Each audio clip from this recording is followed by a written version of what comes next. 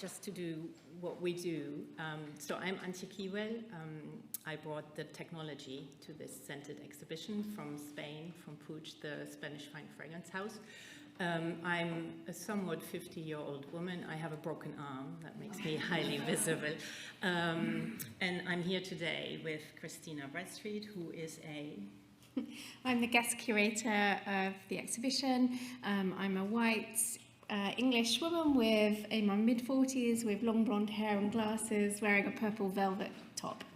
And then we have the honor of having Gregorio Sola with us today. He came from Barcelona yesterday to speak about the scent creation. So we can obviously talk about the 3 scents we created here and all the briefing, the thinking, the research Christina did, how that was encapsulated into the scents and how that changed the engagement of the visitors and the exhibition, because that's really what sets this exhibition apart from other scented exhibitions which have been done in the past.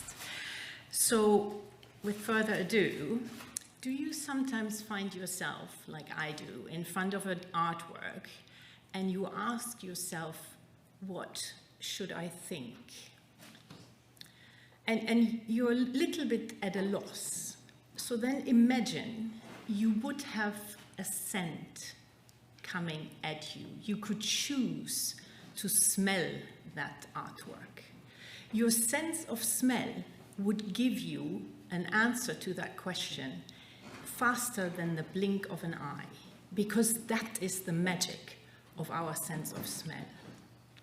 So in this exhibition upstairs, the technology which Puig developed gives you this experience on a one-on-one experience. You can choose to press the button, you can choose to experience the scents, and you can do that again and again and again and again, up to 100 times, without your nose screaming at you as it does at Heathrow Airport, I can't smell anything anymore, because the technology is air-based.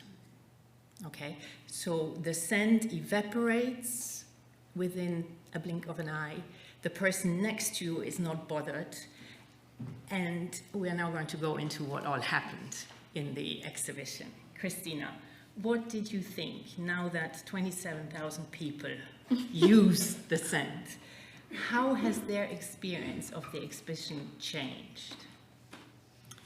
Okay, I think I'm going to take a long loop to answer that question. Long loops are very So, Pre-Raphaelite paintings are all about stirring the senses, and scent in those paintings where it's visualized is there to convey mood and meaning. So it's there to inspire emotional response, but it's also there to convey key ideas.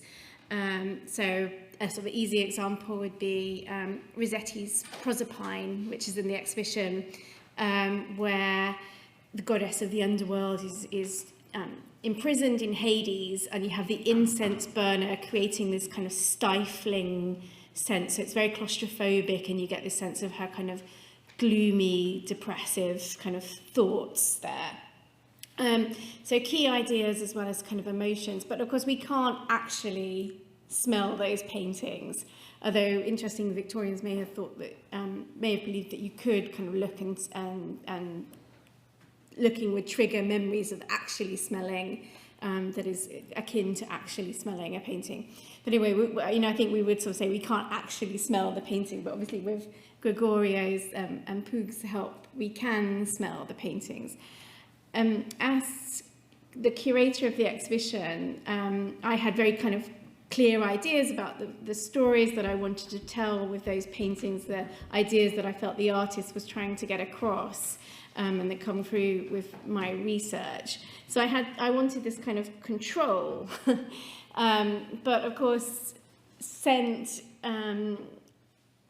is so idiosyncratic. It's so personal. It inspires memories and flashbacks and emotions that I can't control and the artist can't control. So I had come to this project having years ago. I wrote an article about an aesthete in America Sadakichi Hartman, who did a perfume concert in New York in 1902. It was called A Trip to Japan in 16 Minutes. And the idea was that there were 8 scents released into the auditorium, and each scent would take you on a journey of the imagination to the different countries en route to Japan. So there were white, and these scents were, they were kind of scented cloths with a fan behind them that would project it into the theatre. So there were white roses flung at the steamship as it set off from New York, or violets to convey the Rhine, and carnations to express Japan. But the audience didn't get those references. They hadn't been to Japan, they hadn't been to the Rhine. So it was kind of interesting for me whether I could kind of keep that control as a curator that I wanted to, and whether visitors would get the kind of references that I was asking Gregorio to convey in the perfumes. But actually, I think for me, you've asked how things have changed, but I think for me what's changed is that I've sort of stepped back a little bit from that sort of control, which probably will delight the learning department here.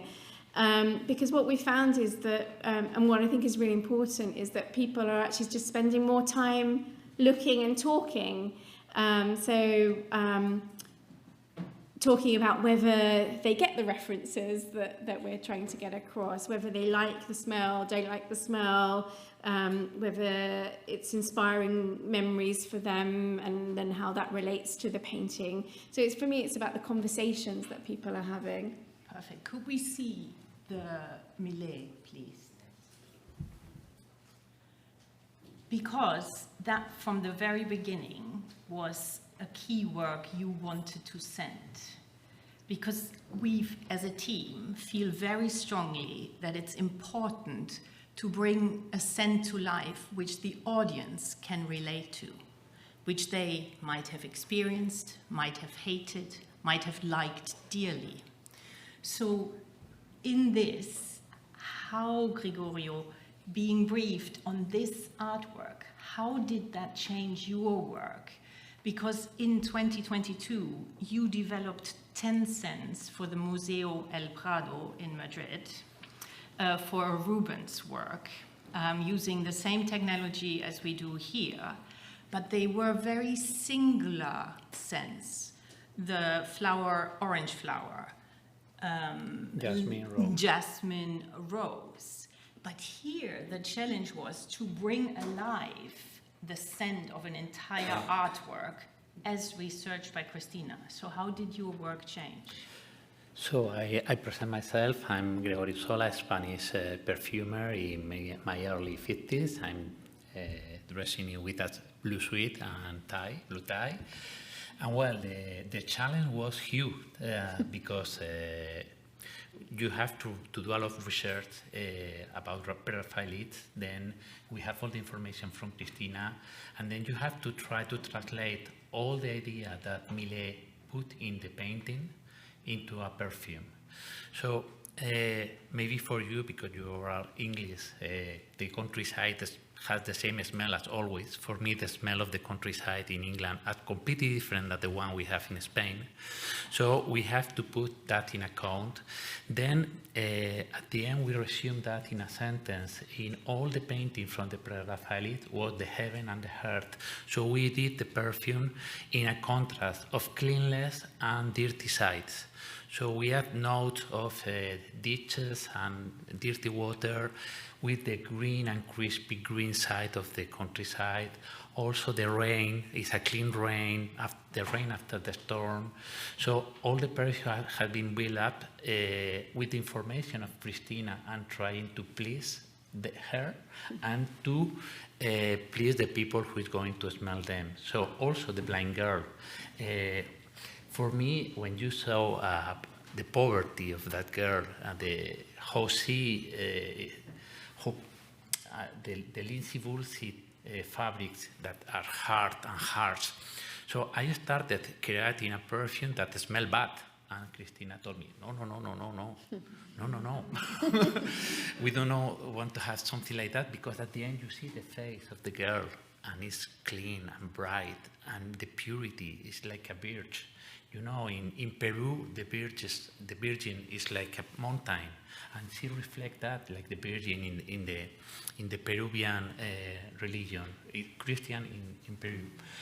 And for me, just I changed completely my mind, and I start from a very clean t-shirt note with aldehyde, very clean, very soapy, and then I start adding this dirty side, but just like a hint of moody note, of dirty side, and then you have a very clean note of purity in contrast with this moody and the hearty side. So it was a very good challenge. At one point in time, they called villagers in the village and were discussing how salty the water accord should be. So the scent is almost like the sillage, what the perfumer says. So you can probably say this further. When we spray a fragrance on our skin, it develops much further than it smells when we smell a bottle or a plotter as we are giving. And this is why. Yeah, it's because, this is that AirParfum allows you to smell, because at the end, a perfume is like a diamond. It has a lot of facets, because we can have between 80 and 150 ingredients. And then with AirParfum technology and with your skin alcohol, you can smell all these different ingredients. So the AirParfum technology allows you to smell the clean side of aldehyde, the lining fabrics, the wool side from lanolin that's inside the wool fabrics, and also the dirty side of the ditches and the moody and the hearty note. Just with another support you cannot find that. But with AirParfum and with a normal perfume or your skin, you have these areas, these different facets that you can perceive. Yeah, because I would like to look at the second artwork too. Can we go to some cinema? No, actually, yeah. Okay, Christina, can you tell briefly a couple of the intentions and messages in Simeon Solomon's artwork? It's one of the artworks I have really come to love after having joined this team. It's full of them. Okay, the painting is called A Saint of the Eastern Church. But I think that a key idea that I wanted to get across is that this painting would absolutely have made people think about Victorian England and the controversy that was going on in Victorian churches around ritualism and the use of incense in Victorian High Church of England churches. And of course the saint is holding a myrtle bush and an incense censer. So the censer would be kind of making us think about this illegal use of incense in Victorian churches. But the myrtle has a lot of symbolism as well. So the myrtle is a symbol of the goddess Venus, so a symbol of love and beauty. But she uses the myrtle to hide her nakedness, so it's also associated with shame and guilt and kind of hiding one's identity. In the Jewish tradition, it's used, it's given as a kind of aphrodisiac to bridegrooms on their wedding night, so it's associated with sexual potency.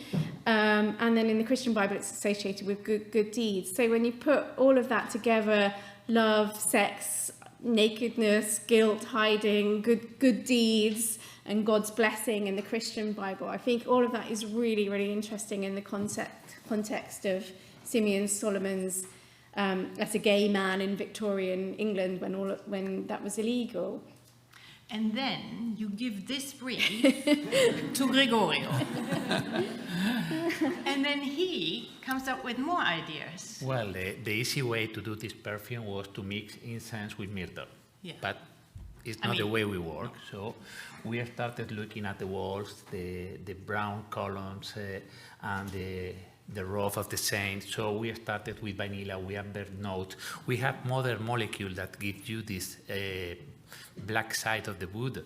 And also we interpreted the roof with flower because it's a saint. So we want to have to translate also the sanctity into the perfume. So we started with an orange flower that is very creamy, very, very white.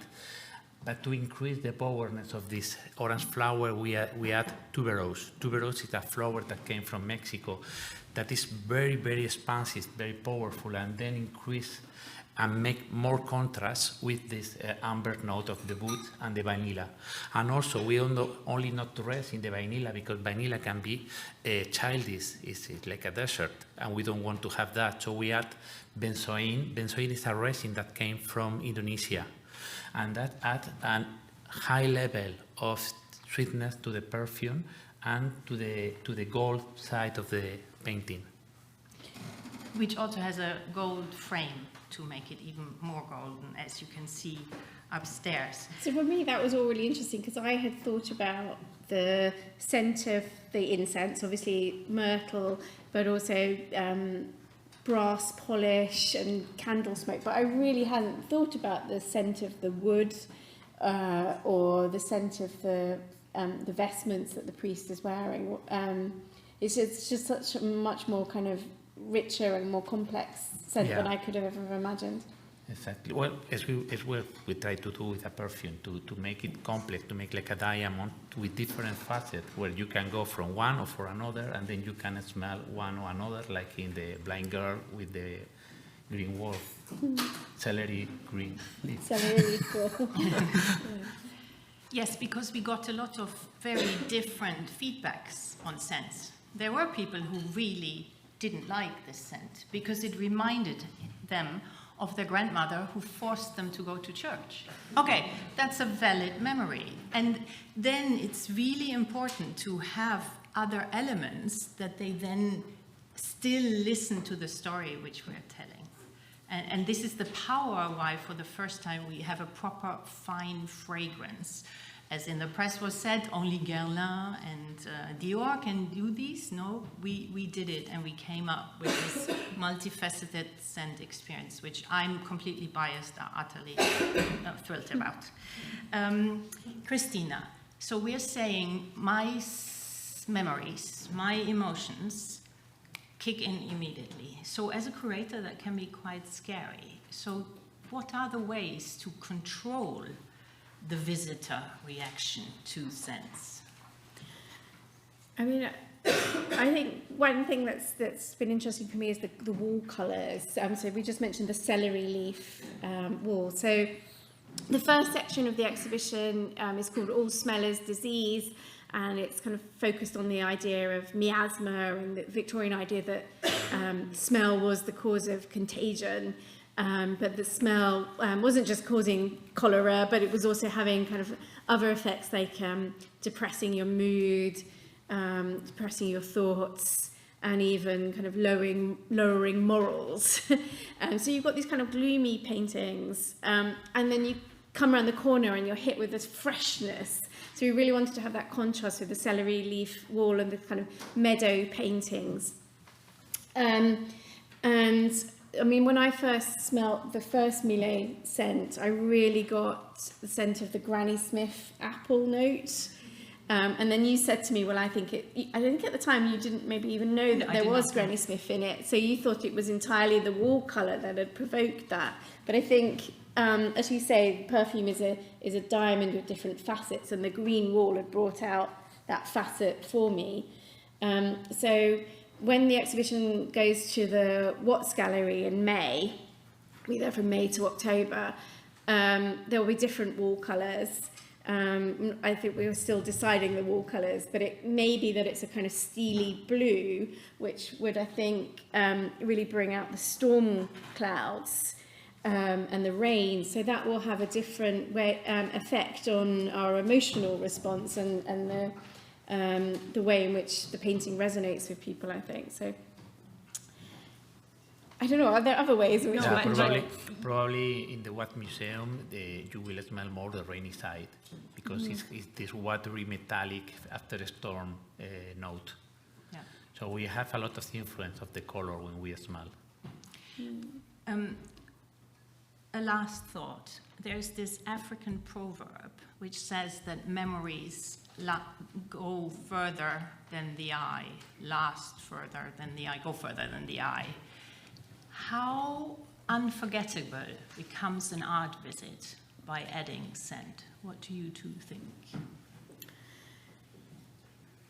So I might just mention that in 2013 I wrote a blog post which I had completely forgotten about when I wrote my book, very annoyingly, because the blog post was about an article that had been written in the Pre-Raphaelite journal, The Germ, which was a kind of student journal that they wrote with their key ideas. And there was actually an article in there by John Tupper, who's completely forgotten about now, but came up with some of the key Pre-Raphaelite ideas, like that art was better pre-Raphael. And he wrote this article saying that scent should be introduced to Pre-Raphaelite art. And he talks about how he went to the British Museum and he smelt the smell of camphor years ago. But that now every time he smells camphor, it brings back certain objects that he saw while he was there. So he suggested that scents actually be kind of attached in some way to artworks and also be evoked pictorially in the paintings. So I think a key kind of impact is, what we hope is that people will remember these paintings for much longer, that they're, you know, when they smell certain scents in the future, it will help bring back these paintings. I'm thinking that for sure they will remember longer than in a normal visit, because at the end, our olfactic memory is not just a memory; it's an emotion. So when you re-smell, you will have this flash in your brain. It's like when you smell the perfume of your grandfather, and suddenly you remember him, but you do not remember him only in a diffuse image. You remember every detail of the image, and the power of the scent of smell is amazing. And I think this edition is going to going further than another. And Gregorio developed the scent for the El Prado for the scented gloves. You mentioned them. And from El Prado, we know that normally, on average, people look at an artwork for 32 seconds, a shockingly small number, which also has become smaller over the last decade. And when they introduced those 10 scent experiences, again, where people were choosing the scent experience, choosing how many scents they wanted, they interacted with the artwork for 13 minutes. So a real step change for engagement and what I think are lasting memories. Thank you very much.